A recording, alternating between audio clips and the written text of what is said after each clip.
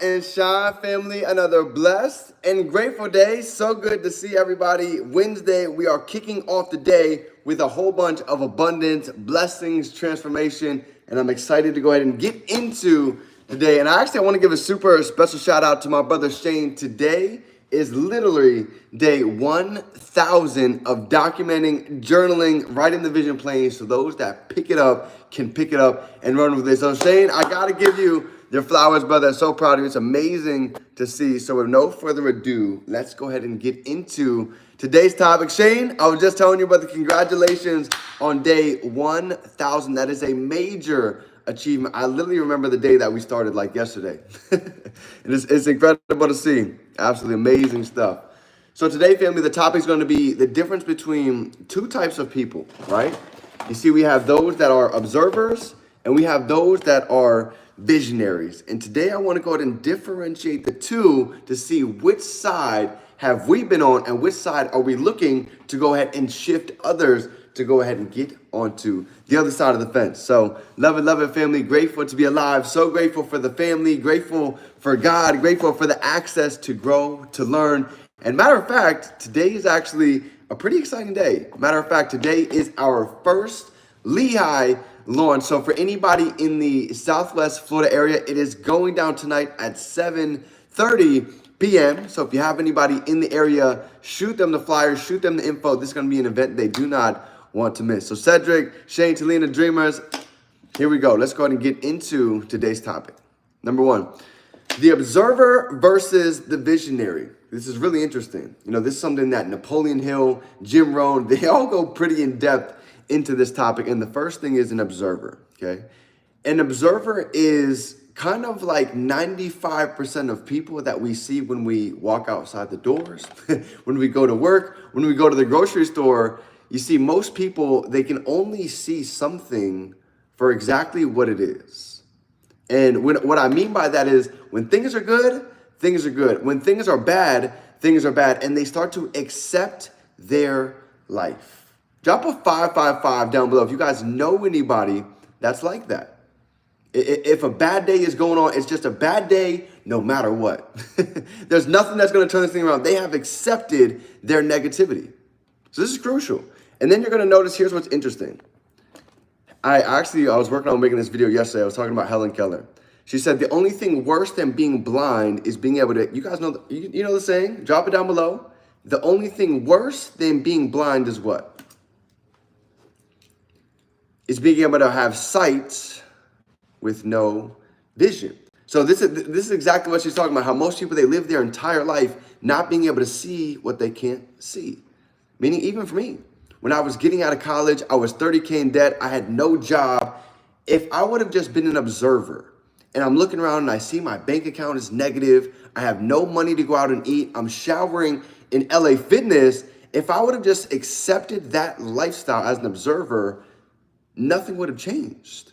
We would still be in the same boat a year, 5 years later, until I finally started to understand that there's two types of people. We have the observer that just accepts what's going on in life.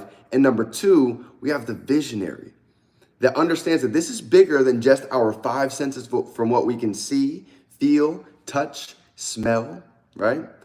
The visionary understands that it doesn't matter the scenario that we're in, we can go out and we can create the environment that we desire, right? Even for me, I was living out of my car, I would take a dollar bill and I would literally tape it onto my steering wheel and I would draw 6 zeros after the dollar. So when I would drive, I'd envision being a millionaire. I'd envision being able to have the abundance that as if I already had it.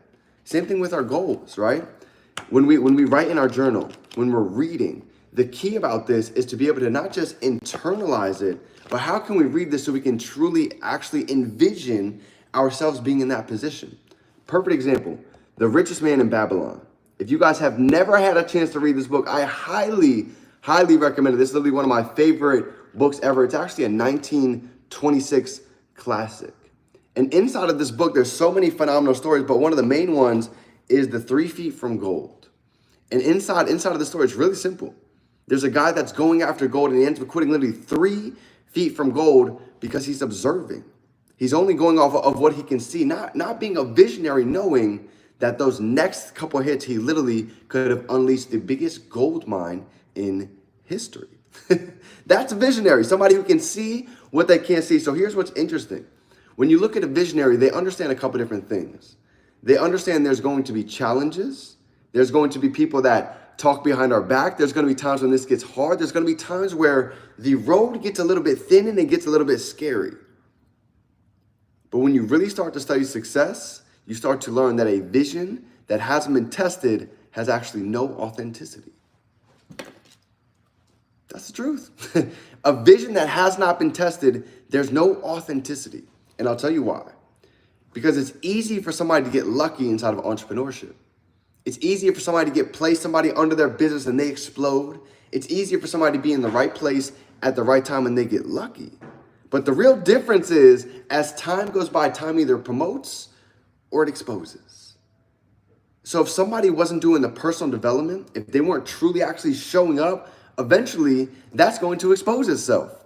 And if they weren't really doing the work, if they weren't really building themselves, they're going to actually reveal themselves as just an observer and not a true visionary. So I've been getting tested left and right last week, still making it through. So I want you guys to understand this last thing for today, okay? And it's right here. A decision today that, and this is from Jim Rohn. This is not me. I literally have these notes written down. This is what he said. He said, a decision today that we're going to embrace the journey and we're going to keep going no matter what. Because if you're in a dark place right now, he said the only way to be able to find the light is to be able to keep going through the tunnel. Think about that. An observer that's sitting inside of the tunnel right now and it seems dark and they just want to sit and accept their life, do you think they're ever going to be able to see the light at the end of the tunnel? There's no way, because there's no movement. But a visionary, even if they're inside of the tunnel, they know if they keep walking, if they keep going, eventually they're going to see the light. And that's the key. Entrepreneurship is a dark journey. There's going to be times where it seems scary, it seems lonely, but I can tell you, if you can keep moving, the light is going to show up. I have no doubt in my mind. And here's the last thing I'll leave you. He said, people find the light because they never search within. They never see what they're truly capable of doing. So as a visionary for today, my question is, what does life look like when we step into the highest version of ourselves? I wonder what life looks like when we start really consistently getting up early, journaling, hitting the gym, attending the Zoom calls, attending the trainings, asking questions. And for many of us on this call, we've already been doing that. So if that's you, drop a 3 down for yourself. You deserve the pat on the back. And that's another hardest part. A lot of success goes unseen. Some people don't see the early mornings, the late nights, the phone calls behind the curtains in the dark. But as a leader, I'm telling you right now, if you can keep going, if you can hold the vision, trust the process, it is inevitable for success to be here and on the way. So I love you, fam. That is my little topic for today on start envisioning the life that we desire. Mentally, physically, emotionally, spiritually, last but not least, comes financially. All the other pillars follow first. Financially comes last. So I love you, fam. Anything you need, we got your back. Tonight, it is going down at 7:30 in Lehigh. So if you have anybody, send the link, send the flyer, let them know we are teaching people how to go ahead and learn the hacks of the wealthy, and better yet, how to go ahead and implement it. So I love you, fam. Remember, we can be, do, and have anything. We can hold it in our mind. We can hold it right here in our hand. It's game time. Let's get to work.